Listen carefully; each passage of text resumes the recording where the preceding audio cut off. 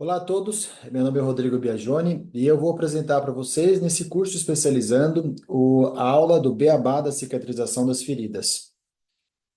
Eu não tenho nenhum conflito de interesse em relação a esse tema.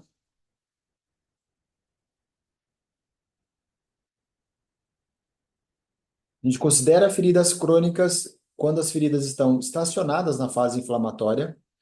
Isso acontece, por definição, após os 3 meses de ferida que não evolui na fase inflamatória.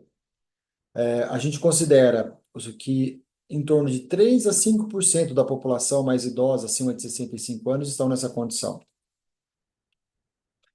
E considerando as feridas, a cicatrização das feridas, essa é uma opinião minha, mas acho que baseada na literatura, a principal maneira de cicatrizar as feridas, 70% é tratar a causa, resolver o problema, a causa do problema.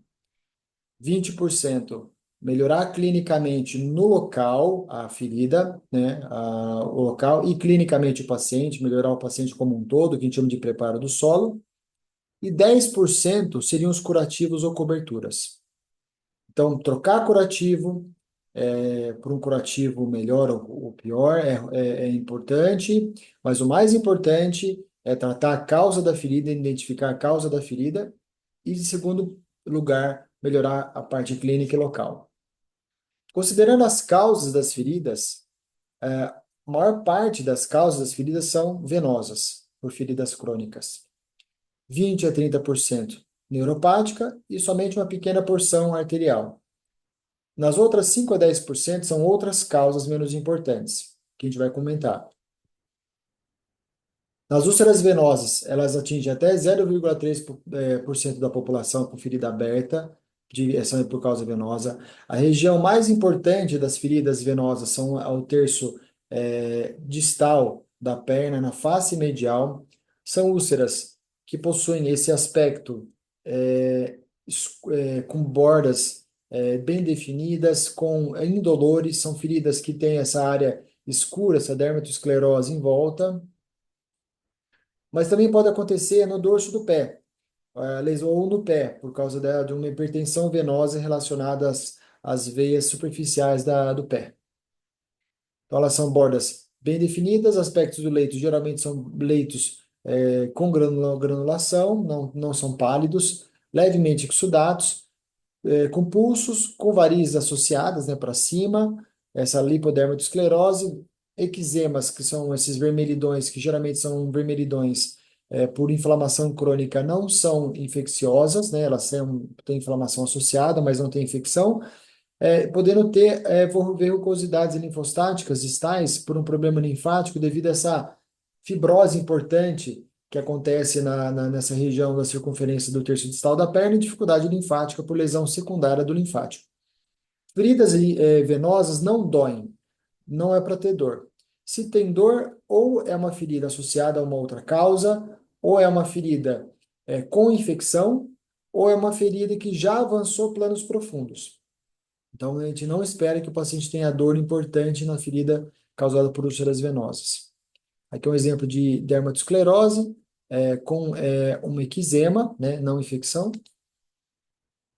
São pacientes que geralmente têm idades avançadas, geralmente do sexo feminino, 3 para 1, associado à obesidade, com potencial gravidez como um outro fator importante, pacientes que ficam muito tempo em pé, com histórico, às vezes, de trombose venosa, com alteração do sistema venoso profundo, né, com dificuldade de retorno venoso, e também pacientes que têm deficiência de mobilidade do tornozelo. Então, a gente usa um goniômetro, que é aquele aparelho que avalia a movimentação do pé, e a gente sabe que a gente faz uma dorsiflexão de 20 a 30 graus, uma flexão de 40 a 50. Quando você tem uma diminuição de 10% dessa mobilidade, você já tem 30% de redução do retorno venoso da perna. Então, é uma das causas associadas à úlcera venosa.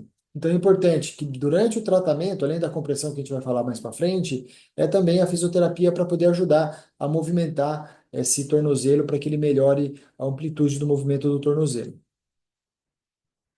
O diagnóstico é feito com ultrassom Doppler, clinicamente já a grande maior parte você consegue diagnosticar. O Doppler confirma o comprometimento profundo ou superficial.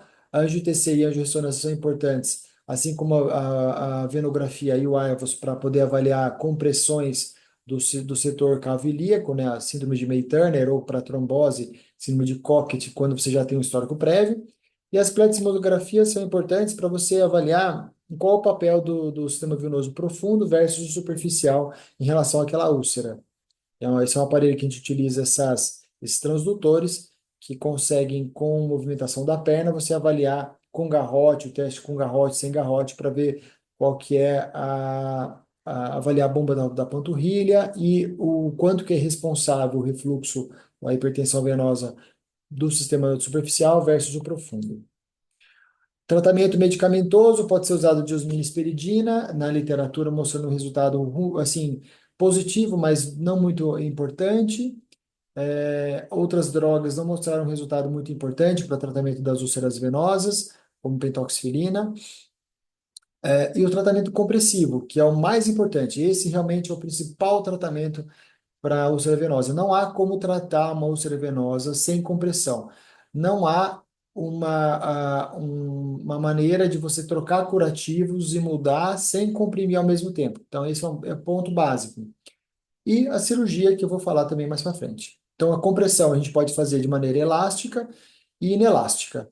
A maneira elástica, quando a gente usa esses curativos multicamadas, né, ou curativos tipo esse Urco K2, ou tem outros no mercado de similares, onde a gente consegue fazer compressões com elástico, é vantajoso porque você consegue comprimir mais à noite, e especialmente em pacientes que não caminham, que têm mais dificuldade para caminhar, uma deambulação não muito adequada, você pode utilizar esses curativos multicamadas elásticos. Agora, o inelástico ele tem um resultado melhor do que o elástico, mas para isso você tem que caminhar, você tem que andar para que o resultado da pressão venosa ambulatorial caia quando você caminha. Então, são os curativos chamados de bota de una, inelástico, como esse do lado direito, que são os curativos tipo de velcro, que comprimem a perna e você consegue mandar o sangue de maneira mais efetiva quando você caminha. O, Você tem que ter pelo menos um índice tornozelo-braço de acima de 0,5 e a pressão do pulso acima de 60 para poder indicar as terapias compressivas, tá? Esse é um fator importante que é um fator de contraindicação quando você tem uma doença arterial mais importante e você não pode comprimir pelo risco de lesão no pé. Cirurgia, a gente tem que fazer a retirada, então pode ser feita a termoablação de safenas através da radiofrequência e laser. A ecoesclerose pode ser uma opção também, com uso de espuma, 3% na safena, insuficiente. O stripping também tem o seu papel na retirada da safena, com cirurgia convencional. E em caso de trombose venosa profunda, como causa principal, pode ser feito o reparo vascovalvar, a endoflebectomia, o bypass venoso, transposição, e transplante venoso, transplante de via axilar, onde faz o transplante na região poplite. Todos eles com resultados não muito bons. A gente tem na literatura resultados bem, não muito adequados ainda para esse tipo de tratamento.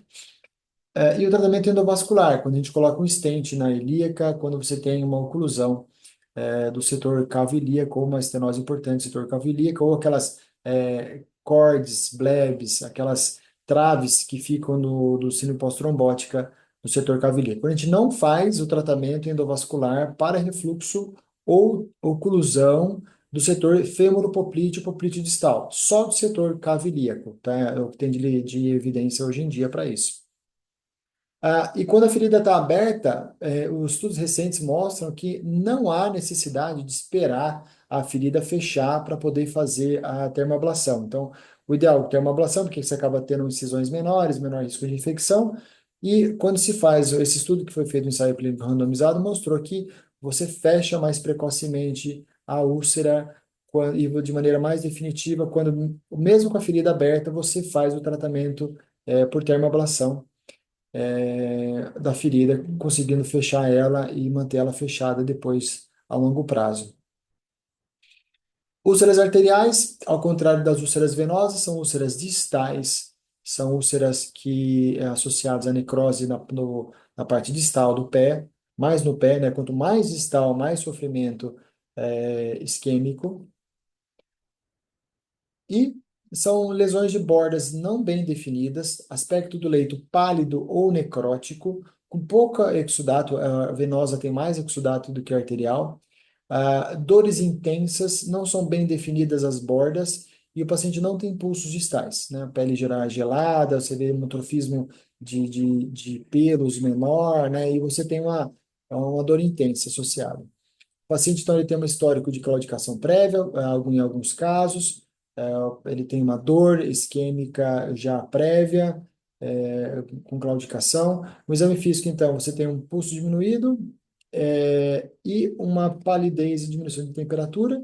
E o teste de Birg, quando você levanta o membro, fica pálido, você abaixa, ele fica com aquela hiperemia reativa, quando você tem o teste de Birg. O tornozelo-braço é um teste diagnóstico importante, você consegue ver quando ele está abaixo, geralmente de 0,3, você tem mais chance de lesão trófica, de 0,3 a 0,5, 0,5, 0,7 você tem uma claudicação, acima de 0,7 o paciente claudica pouco, né? Então, essa é a relação. O índice dedo-braço ele é mais efetivo para poder evidenciar em pacientes que têm calcificação médio, calcinose, pacientes renais crônicos, diabéticos, que têm uma calcificação circunferencial da artéria, não comprime de maneira adequada, você tem um falso valor alto. O índice dedo-braço ele é mais sensível, mas é mais difícil de fazer, você tem que ter um dedo para poder identificar. O ultrassom Doppler ele não faz diagnóstico, o diagnóstico é clínico. O Doppler ele ajuda a gente a saber aonde oclui, aonde reenche para programar a cirurgia. Então, ele comprova, né? Mas, assim, o exame clínico, ele já é o suficiente para poder fazer o diagnóstico. E o angio-TOC e angio-ressonância também ajudam em você identificar aonde está ocluído, aonde reenche, e também para o setor aorta ilíaco, onde é mais difícil, com o ultrassom Doppler, você avaliar de maneira mais eficiente as artérias. Outra variante da doença isquêmica é a trombogite obliterante, né? A trombogite obliterante, ela é a vasculopatia inflamatória das pequenas artérias e artérias médias, muito associada ao tabagismo, e principalmente em pacientes homens que possuem uma oclusão distal, onde você tem aquelas pequenas, vasórum das artérias ficam mais evidentes, né? Aquelas espiraladas, né? Sinal de saca-rolha, onde você tem também associado o fenômeno de Renault no paciente. Então, homem com fenômeno de Renault, fumante, quase sempre é uma trombogite obliterante, e também tem flebites migratórias, superficiais, em vários locais, que vai sendo de uma região, depois em outra região. Tratamento das úlceras arteriais pode ser feito com todo paciente arterial com oclusão e úlcera venosa, úlcera arterial, tem que usar a estatina em dose alta, mantendo um target de LDL abaixo de 50, podendo utilizar também, recentemente, o uso do rivaroxabana na dose de 2,5 de 12 em 12. A gente sabe que isso também melhora a distância percorrida, segundo trabalhos mais recentes, e também diminui taxas de complicações a longo prazo. A prostavaxim pode ser utilizado, mas com resultado muito, que é uma prostaglandina E2, tem um resultado muito aquém, né? Recentemente foi retirado até de guidelines. E o cilostazol, ele não é indicado para lesão trófica, para melhorar perfusão. O cilostazol ele melhora a claudicação somente na dose de 100 miligramas de 12 em 12 horas, e o resultado é pequeno. Então, não se deve utilizar o cilostazol para úlceras abertas, só para paciente claudicante. A gente faz os curativos, né, dos pacientes com muito cuidado, porque qualquer tipo de curativo que colhe feridas na ferida isquêmica, você pode ter lesões na borda da ferida. Então, sempre, nunca usar adesivo direto na pele, né, pelo risco de lesões. Então, no máximo, silicone bem devagar, ou mesmo só enfaixamento. E a revascularização deve ser feita como regra. Lesão trófica, sempre que possível você tem que revascularizar, porque dificilmente ele vai cicatrizar sozinho, né? A gente sabe que depois da revascularização endovascular ou aberta, há uma área de penumbra, aquelas áreas em volta que ainda está borderline, ou área de penumbra, de pele, funciona como o coração, demora um tempinho para poder chegar sangue na borda da ferida, em torno de 2 a 3 semanas.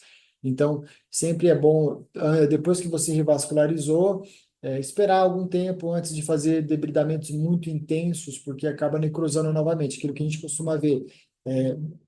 Revasculariza, no mesmo ato você secciona uma área, no dia seguinte já ainda está de borda necrótica novamente. É por isso, porque demora um tempinho para o sangue chegar naquela área de pele estânia, de pele hibernante ainda, tecido que está chegando sangue ali após a angioplastia bem-sucedida. Úlceras neuropáticas são úlceras causadas pela falta de sensibilidade local ou trauma local. Diabetes é a principal causa, pode ser causada também por lesões neurológicas, tábios dorsalis, que é o sífilis terciário, alcoolismo, deficiências nutricionais, hanseníase e doenças autoimunes.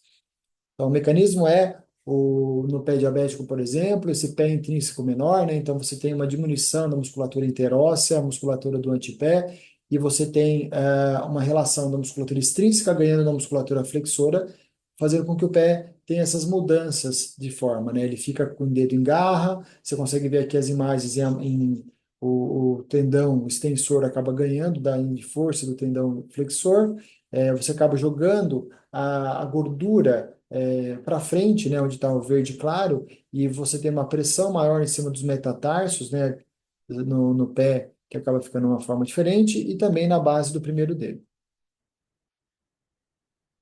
A neuropatia, então, geralmente o paciente tem a história natural, que acontece em metade dos pacientes, é o paciente começar com parestesia, depois é com uma dor de queimação mais à noite, que vai se intensificando, depois ele começa com pode ter adodínia, depois ele vai perdendo a sensibilidade, com a perda de sensibilidade, alteração motriz da musculatura, deformidades e depois feridas. Devido a esse dedo em garro, dedo em martelo, com projeção dos metatarsos, e lesão também da ponta da falange e da projeção dos metatarsos. Outra coisa que acontece é a perda do arco, né, do pé, e uma maior lesão com risco de Charcot por queda do navicular. Já o teste de diagnóstico é feito com monofilamento de Sims-Weinstein, 10 gramas, que a gente identifica a ausência de sensibilidade na face plantar do pé, e o teste de diapasão, que analisa a propriocepção. São os dois principais testes que a gente sabe que mostra que não tem boa sensibilidade no pé e esse pé está sob risco, né? Quando a ferida está aberta, tem que usar forma de moldado do contato total, gessada, RoboFoot ou órteses moldadas, e o sapato só deve ser utilizado com a ferida fechada, não é para ser utilizado com a ferida aberta. Então, quanto mais fechado do sapato comum até a forma gesto de contato total, você vai diminuindo o nível de pressão.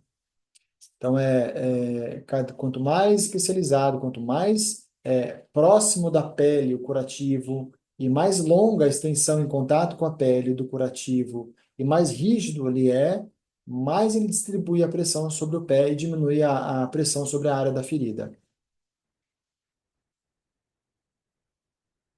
Então, quando você indica feridas abertas, tem que ser a partir daqui. E a gente já tem vários estudos já confirmando, essa meta-análise confirma a necessidade de aparelhos tipo offloading não removíveis, como a bota engessada de contato total, ou esses curativos tipo knee-high, com botas de contato total, que são comprovadamente eficazes e são as indicações para você utilizar em pacientes com ferida aberta.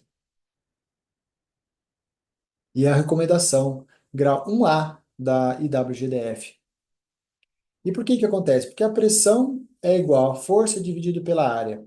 Então, quanto mais você aumenta a área, você diminui a pressão dessa área da ferida que você está tratando.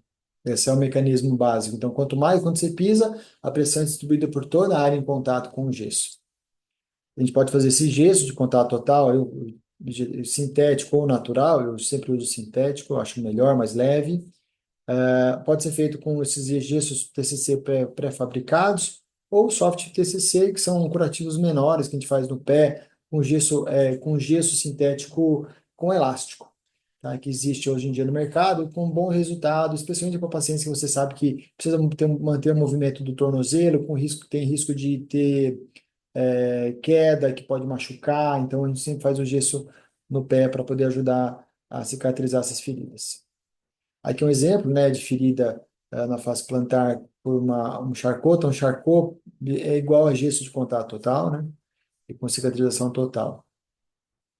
Cirurgias para pacientes com neuropatia podem ser utilizadas, e é recomendação hoje em dia da IWGDF, como flexotomias, então dedos em garra que são móveis, você pode fazer uma flexotomia da face interna do dedo, esticar ele, e alongamentos do tendão aquileu ou variantes, como a ressecção da fáscia do músculo gastrocnêmio, quando você faz incisão mais alta, né, no pé, consegue ressecar, e a osteotomia de metatarso, a gente faz com uma certa frequência. Então, aqui um exemplo de um dedo, o paciente tinha lesão, né, na ponta do dedo, que a gente fez uma flexotomia, esticando ele, era um dedo em garra, que abriu uma ferida. E aqui um paciente com uma ferida recorrente nos metatarsos, que a gente fez uma osteotomia do segundo ao quarto metatarso, ressecando a cabeça do, do, do, do metatarso, seccionando o metatarso, fazendo uma fixação um pouco mais alta, diminuindo a pressão sobre aquela região.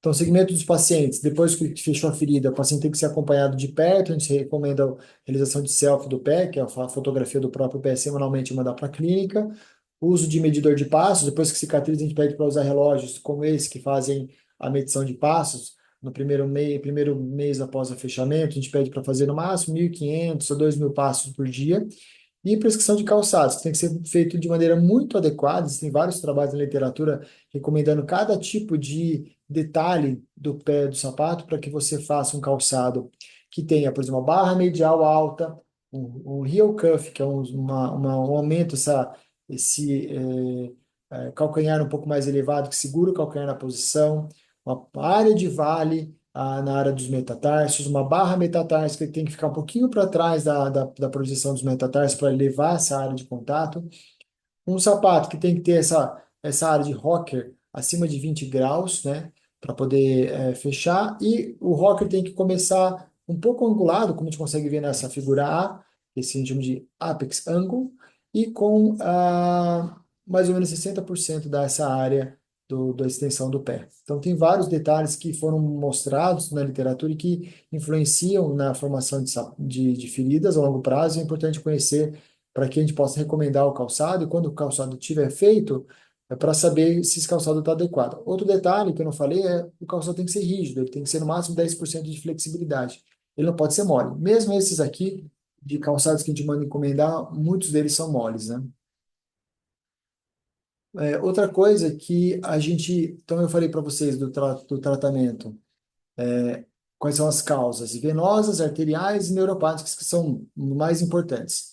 Fora isso, existem várias outras causas que a gente tem que estar atento para poder fazer o diagnóstico.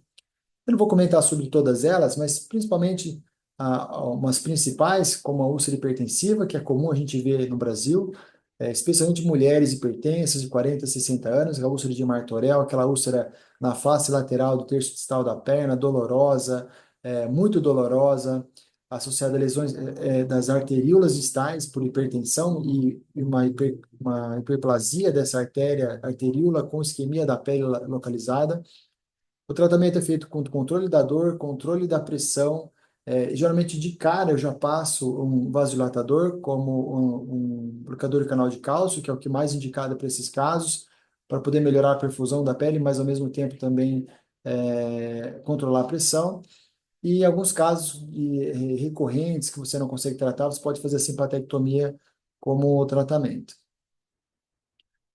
Aqui é o aspecto da anato patológico mostrando o sinal do bulbo da cebola. E alguns casos que feridas que não cicatrizam após intervenção vascular, você tem que pensar em três coisas: vasculite, pioderma gangrenoso e doenças autoimunes.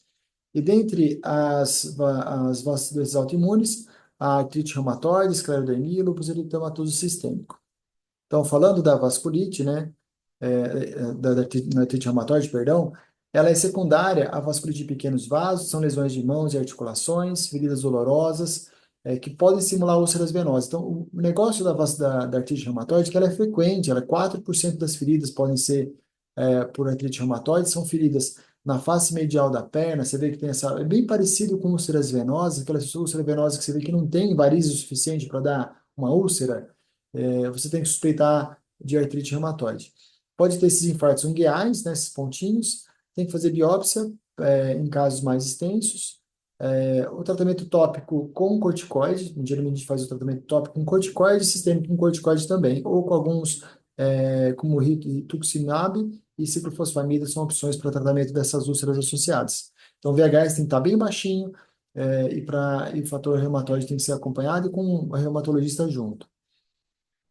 Pioderma gangrenosa são feridas também muito frequentes, para a gente diferenciais, que a gente tem que ficar de olho. São dermatites neutrofílicas secundárias a outras condições. Então, aquela feridinha que começa com uma pústula, depois forma-se uma úlcera, borda inflamada, bem secretiva, com secreção purulenta, inflamada, vermelha, e que quando cicatriza, fica uma cicatriz atrófica branca. Então, elas são, geralmente, são feridas secundárias a uma doença, como doença inflamatória intestinal, osteoartrite, leucemia mieloide, e o diagnóstico é por exclusão. Geralmente a gente faz a biópsia, também faz o diagnóstico e tem que tratar, o tratamento é basicamente tratar a causa da ferida, o que está causando a úlcera. Então tem que ser feita uma pesquisa para poder identificar de onde vem esse pioderma. Que é outro exemplo, a bem exudativa, vermelha, quente no local. E aqui o aspecto do anatomopatológico. Então, as vasculites, outra coisa que eu queria chamar a atenção, por último, são as vasculopatias livedoides, que é muito frequente a gente ver isso, eu vejo com muita frequência, são úlceras bem parecidas também com úlceras venosas na parte medial da perna, são úlceras dolorosas, diferentemente das venosas, que não cicatrizam, mais em mulher de meia idade, e que tem ulcerações crostosas, formam crostas, necrose, aquela ferida de face medial dolorosa, que não é hipertenso, que você desbrida, necrose, e tem dor. Parece ter um aspecto de úlcera arterial pelo sintoma, né, e pela característica do desbridamento, mas ao mesmo tempo ele não tem, ele é uma localização, lembra uma úlcera venosa, que é a parte da perna. Quando cicatriza, por isso que chama atrofia branca de Milian, né, a vasculite livedoide, ela fica branquinha, fica uma cicatriz branquinha no local que cicatrizou. O que acontece? São vasculopatias que acontecem por lesão também da arteríola, um pouquinho antes do capilar, né? A artéria oclui, geralmente por um trombo ou por uma alteração local, e ela isquemia localmente aquela região. O tratamento é feito com anticoagulação, pode ser feito com o uso de Marivan ou com rivaroxabana. Geralmente os pacientes tratam, fecham com o uso do anticoagulante, a gente mantém o anticoagulante por um tempo, e depois, só que a recorrência é muito frequente, então você tem que tirar devagar o anticoagulante pelo risco de acontecer uma nova ferida. Que são imagens. Bom, então eu falei para vocês o tratamento dos três principais causas, agora essas causas que não são tão importantes, não são tão frequentes, mas são importantes também. O diagnóstico eu comentei que era feito através de biópsias. A gente tem que fazer biópsia sempre que a gente tem dúvida. É recomendado pelo IWGDF que você faça sempre quando você tem uma ferida atípica ou uma ferida estagnada, tá? A gente utiliza esses punches, né, que pode ser de 1, 3, 4, 5, 6 milímetros, e a escolha desses punches são baseados na hipótese diagnóstica que você está fazendo baseado naquela lesão. Geralmente, é, vasculites, né, de derme, que é o mais frequente, né, então você pode utilizar um punch de 3 ou de 4 milímetros, já é o suficiente para fazer o diagnóstico da maior parte das doenças. Só faria um punch mais profundo quando você está suspeitando de uma vasculite de grandes vasos, mas a maior parte das lesões de borda, assim, geralmente a gente pega mais de uma região de borda, um pedacinho da área doente e um pedacinho da área sã, para poder enviar para anátomo. Bom, falei para vocês do tratamento da causa, que é o principal para poder resolver o problema do paciente. Tratou a causa, pode fazer um curativo mais simples que for, que a ferida vai cicatrizar. Não tratou a causa, pode fazer o curativo mais complexo que for, que a ferida não vai cicatrizar. Então, esse é o aspecto mais importante. Segunda coisa é você pensar no paciente, clinicamente, e na ferida, como que a gente pode melhorar o aspecto local. E aí, a gente tem que pensar no status clínico, então, no acompanhamento com o nutricionista, em pacientes mais graves, mais espoliados, porque a gente sabe que pacientes com ferida aberta têm que ingerir 1,8 gramas de proteína por dia. E a média desses pacientes é 0,3 gramas por quilo. É muito frequente o paciente, ou porque ele ingere menos, ou porque ele é idoso e não absorve de maneira adequada a proteína que ele está ingerindo, por vários fatores. Então, pacientes isquêmicos e com feridas crônicas já têm algum certo nível de evidência para poder recomendar a suplementação proteica, né? E de algumas vitaminas. Então, vitamina D, vitamina E, vitamina C, zinco e magnésio e arginina já existe alguma evidência para a suplementação nesses casos, tá? Mas é ruim, ainda não é uma recomendação que deve ser feita em todos os casos, há uma recomendação ainda baseada em alguns artigos sem grande, não são de ensaio clínico randomizado, mas que já possuem algum tipo de evidência. O que se recomenda é paciente isquêmico com ferida crônica de muito tempo. Esse é o que a gente recomenda para a suplementação. Medicamentos anti-inflamatórios não esteroidais pioram a cicatrização, corticoides sistêmicos pioram a circulação, a cicatrização, assim como quimioterápicos, tabagismo e bebidas alcoólicas. A gente tem que orientar os pacientes a suspender. Corticoides tópicos melhoram até um certo ponto, tá? Então, dependendo da causa, corticoides tópicos ele pode ser benéfico, como eu comentei, por exemplo, para algumas feridas atípicas. O tratamento local pode ser feito desbridamento cirúrgico, limpeza, né? Sempre é importante limpar a ferida. Pode ser cirúrgico, hidrocirúrgico, enzimático e ultrassônico. No consenso do WGDF, não há nenhuma evidência que mostra nenhum desses tratamentos de debridamento mais recentes superioridade ao tratamento com lâmina. Ainda o tratamento cirúrgico mecânico com lâmina é mais efetivo ou igual aos tratamentos novos que surgiram com o uso de enzimático ou ultrassônico. Então, lâmina ainda é o mais importante e é o que é recomendável pelo IWGDF. O que se viu é que a gente tem que limpar, quanto mais a gente consegue limpar com mais frequência a ferida e tirar o biofilme, tirar a bordinha crostosa e limpar bem o aspecto da local, quanto mais você fizer, melhor o resultado. Tá? Então, quanto mais curto o intervalo, melhor o resultado. E com lâmina mesmo. A limpeza tem que ser feita com soro fisiológico, não há nenhuma outra evidência de líquido que ajude, a não ser soluções com baixo pH em pacientes com ferida que você suspeita que tem infecção ou colonização com estagnação de ferida. Aí tem algumas soluções prontas, tem vários produtos que já têm soluções prontas com pH básico, ácido, que ajuda a inibir a proliferação de bactérias. A bactéria produz um meio básico e a gente usa um meio ácido para poder limpar. Então, desbrida com lâmina, você está vendo que está tendo muito biofilme, diminui o intervalo, lava com soro e ainda está formando biofilme, usa solução com baixo pH. Outra coisa importante, pacientes com inchaço. Não adianta nada fazer um curativo bonito, limpar bem, desbridar e fazer um curativo pequenininho só na ferida se a perna está inchada.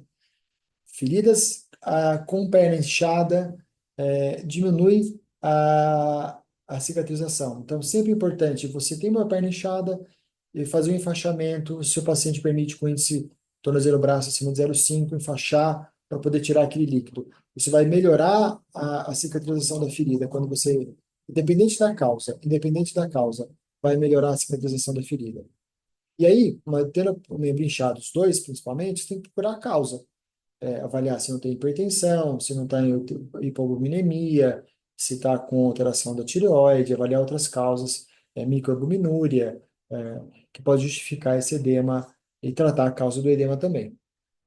Aqui alguns exemplos, né, dessas bombas de compressão que são utilizadas em alguns casos também para ajudar a melhorar o edema que eu uso na clínica.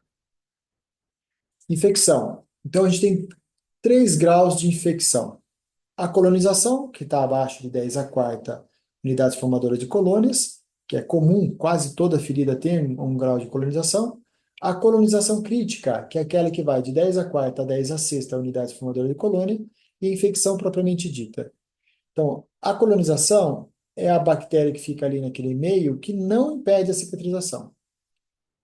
A colonização crítica é a bactéria que está ali, que não é capaz de causar uma inflamação e espalhar fora dos bordes da ferida, mas ela é capaz de não deixar a ferida cicatrizar.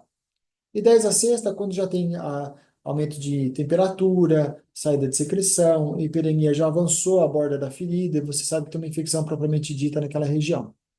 Tá? Então, a gente tem que usar, sempre quando você tem uma colonização crítica ou uma infecção propriamente dita, fazer a biópsia para poder ter uma análise. A gente sempre entra com o antibiótico quando tem infecção propriamente dita, mas antes de fazer essa uso do antibiótico, a gente faz uma cultura e a colonização crítica também vale a pena quando você suspeita de infecção, para que você alinhe ao antibiótico, ao antibiograma.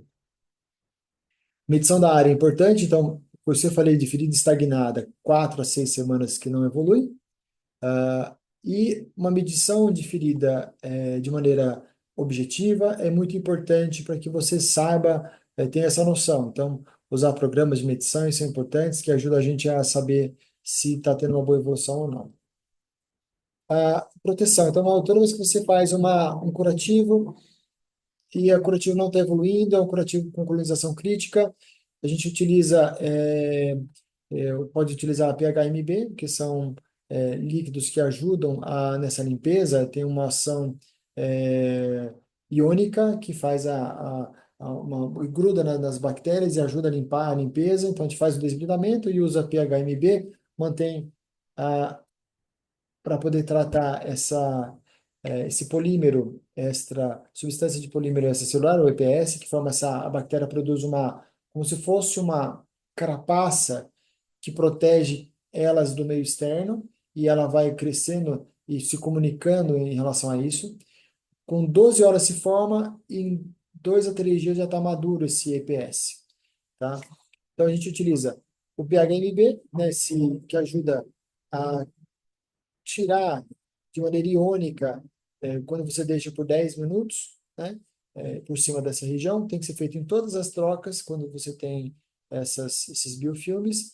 E por último, te deixa um gel de PHMB para evitar a proliferação. Ou o uso de iodosorb, que são esse cadexômero, que são pequenas bolinhas de iodo que ajudam a desfazer também esse biofilme.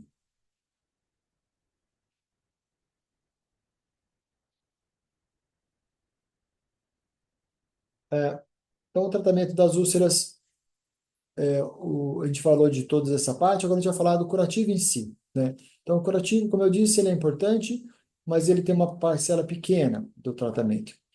Quando a gente olha para o curativo, a gente tem que pensar, esse curativo que eu vou utilizar, qual a melhor escolha para esse tipo de lesão, né? A gente tem que pensar, primeiro, na proteção da pele ao redor. Então, sempre tem que ser utilizado alguma coisa para proteger a pele. Então, a gente utiliza alguns produtos específicos que protegem a pele e evita que você tenha lesões por contiguidade daquilo que você está colocando dentro da ferida. Pode ter lesões, macerações, então a gente protege bem a pele ao redor. E a adequação do tipo de curativo a depender da lesão no local. Então, por exemplo, aqui a gente olha uma ferida um pouco mais seca na borda, que tem uma pele com dermatosclerose. A gente pode usar um creme protetor tipo Cavilon, com fio, que faz essa proteção da borda tipo creme, né?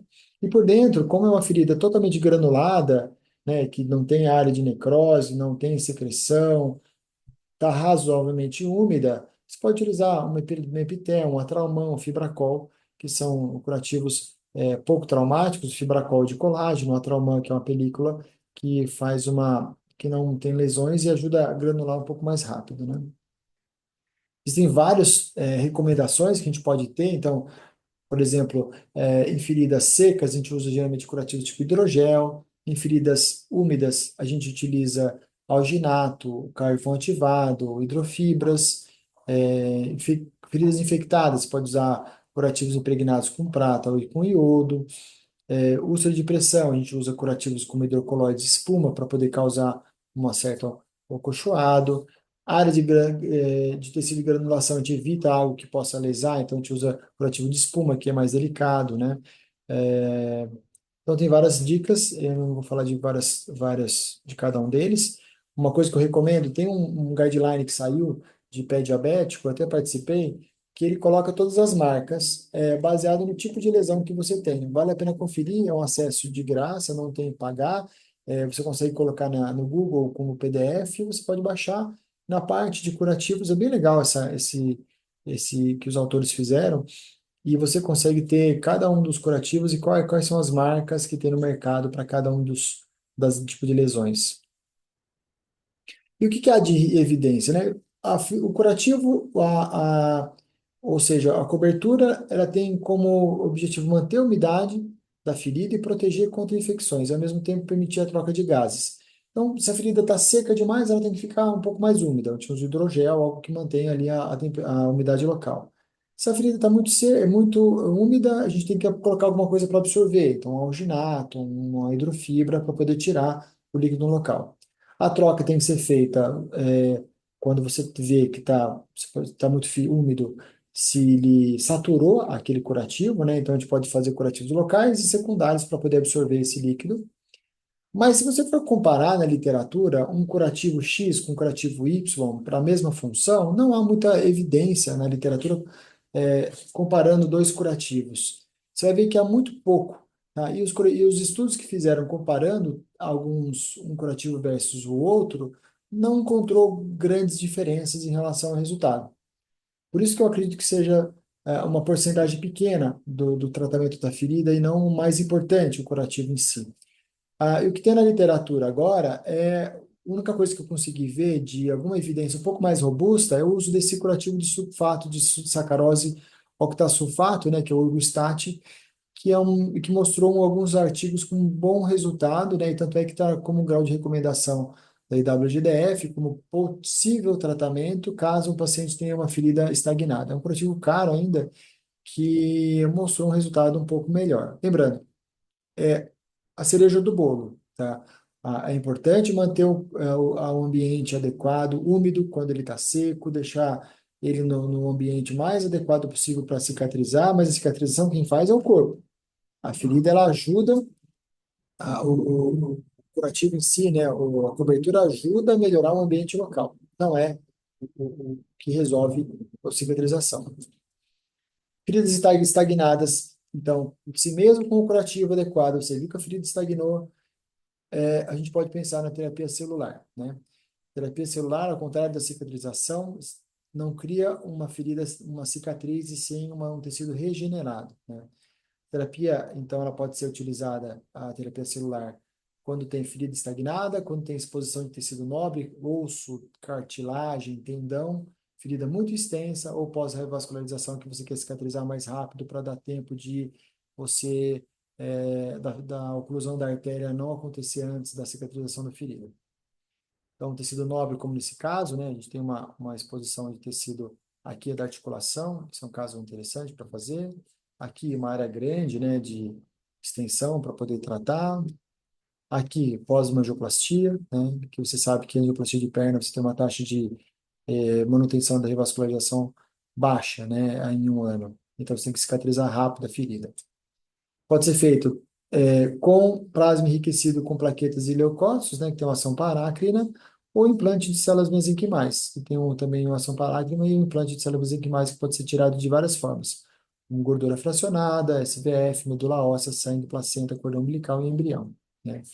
A fibrina rica em plaqueta é um método muito adequado que, no último IWGDF, foi recomendada para uso tanto para pacientes que tenham feridas que não tiveram um bom resultado para pacientes com pé diabético.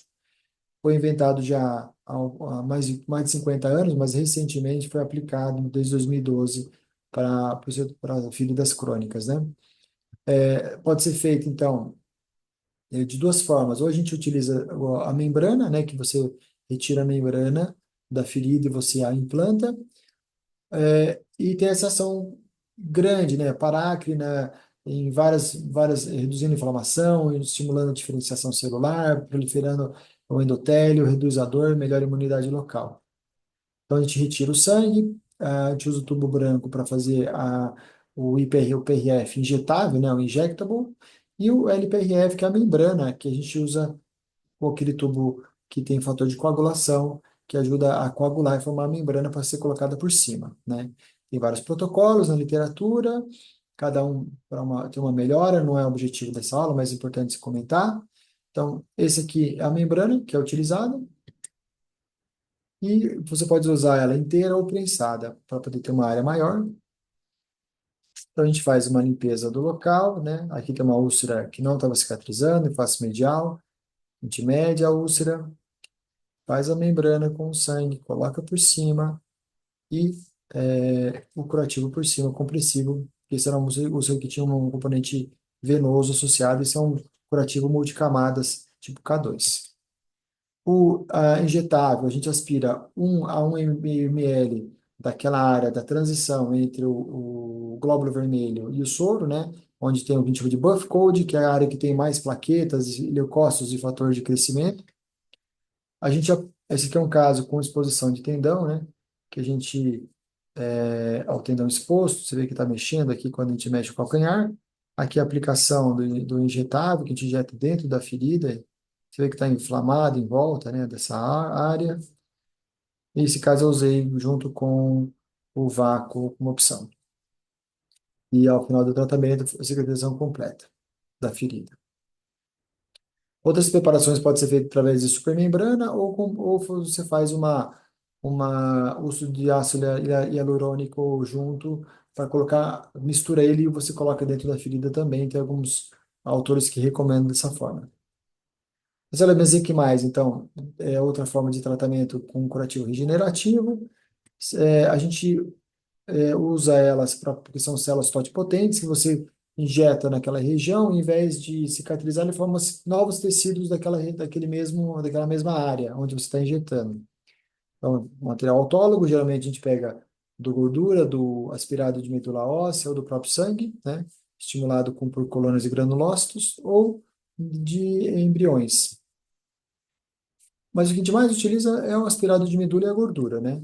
Tem várias diferenças entre eles. Geralmente a gente usa a gordura, ela é mais potente, ela tem mais resultados e mais estudos. O derivado de medula óssea é bom para pacientes jovens, porque você pode tratar. E também tem alguns estudos para pacientes que formando neoangiogênese. Então, pode ser uma opção também nesses pacientes. A gordura você pode fazer de duas maneiras, ou pegar a gordura e fracionar e injetar, que a gente chama de nanofat, ou fazer um processo enzimático ou mecânico, que é o SVF, e você consegue a parte realmente que tem mixela mesenquimal, que a gente chama de SVF, que é o Strong Vascular Fraction. Geralmente a gente utiliza cânulas de lipoaspiração, você aspira, faz uma solução de Klein, aspira a gordura no local, né, como aqui, decanta, você pode usar filtros ou o próprio seringa, injeta e você tem esse aspecto no final, depois da cicatrização, de umas bolinhas, como se fosse área de granulação. É bem típico esse aspecto que fica depois que você injeta gordura. O SVF, então, como eu disse, você faz o mesmo processo, você centrifuga, passa por vários processos de centrifugação e você consegue esse pontinho, que é esse pretinho, que é onde tem o SVF. Ao final, a gente aspira. Aqui um exemplo onde foi utilizado, ó, com uma boa evolução logo nas primeiras semanas. Aqui outro caso também que a gente fez o SVF isso depois de 3 semanas, cicatrização de uma área de malformação arteriovenosa no pé que não cicatrizava e que a gente conseguiu cicatrizar depois de algum tempo. O aspirado de medula, então, ele tem vários estudos mostrando bom resultado, então a gente pode aspirar a medula através dos kits, né, de punção óssea, né? Tem várias técnicas, tanto para a punção da cristílica posterolateral ou da cristílica anteromedial. Esse é um caso que a gente fez o aspirado de medula, uma lesão extensa do pé, você vê? Onde a gente tentou preservar, porque era uma paciente jovem, uma extensa do osso exposta após o desligamento do pé dela. E a gente conseguiu injetando gordura, injetando o BMA a gente fura o ossinho, né, e injeta em cada uma das seringuinhas, com um bom resultado de cicatrização completa depois. E aqui outro aspecto que a gente também fez, o BMA, junto com essas membranas, né, de integra, tem várias membranas que você consegue utilizar para ajudar a cicatrizar também. Métodos auxiliares, como terapia por pressão negativa e oxigenoterapia hiperbárica, já tem algum grau de evidência para recomendação, os dois com estudos de multicêntricos, com é, Cochrane mostrando o resultado, diminuindo o tempo de cicatrização. Então, ele não serve para tratar a infecção, ele não serve para melhorar a perfusão, ele melhora o tempo de cicatrização após você ter feito o debridamento correto e limpeza correta, tá? A terapia por pressão, especialmente é, utilizado no pós-operatório, a gente nunca deve se utilizar a terapia de por pressão numa ferida crônica direto, não tem evidência para esse tipo de recomendação. E a hiperbárica, mostrando se melhora do tempo de cicatrização após. Deve ser utilizado quando não tem melhora, um ferida estagnada, que você já tentou identificar as causas e mesmo assim mantém-se aberta. É bem variável. A minha experiência da terapia de pressão negativa é boa, mas ele melhora o tempo, mas não é não é um absurdo de melhora, mas ele ajuda. E a hiperbárica é muito variável. Tem paciente que vai evoluir bem. Geralmente a gente faz um teste com 10 sessões, vê como evolui. Se tem resposta, a gente continua, senão a gente suspende. Tem que ser feito um teste para poder avaliar cada caso, que é o curativo com vácuo. Então, mostrando a hiperbárica e a pressão, quais são a função de cada um. E aqui o Cochrane mostrando o resultado de recomendação, assim como o Cochrane também para a hiperbárica.